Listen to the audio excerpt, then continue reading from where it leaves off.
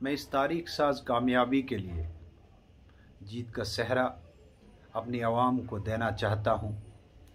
इस जीत के असल हकदार और इस कामयाबी पे मुझे जो फ़ख्र है वो अपने उन लोगों का है, उन अवाम का है जिन्होंने तनदही से, जाफिशानी से रात दिन करके सिर्फ 10 से 12 रोज़ में इस इलाके की काया पलट दी और हमें कामयाब किया।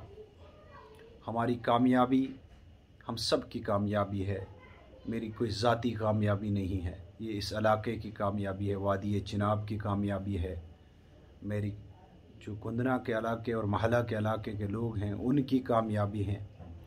मैं उनसे गुजारिश करूँगा कि मेरे साथ कांधा मिला के चले और आइंदा हम हमेशा के लिए इंसाफ और हक़ के लिए आपस में यकजा होके इसी तरह एक मुट्ठी बन के कशमकश करेंगे और आगे बढ़ते चले जाएंगे। मैं इन तमाम लोगों से ये कहना चाहूँगा कि मैं इन तमाम लोगों तक ज़रूर पहुँचूँगा और उन तमाम इलाकों में दोबारा जाऊँगा जिन इलाकों में मुझे इलेक्शन के लिए जहाँ से खड़ा हुआ था और जिन इलाके के लोगों ने तनदही से मेरी सपोर्ट भी की और मुझे वोट भी दिया। बहुत शुक्रिया।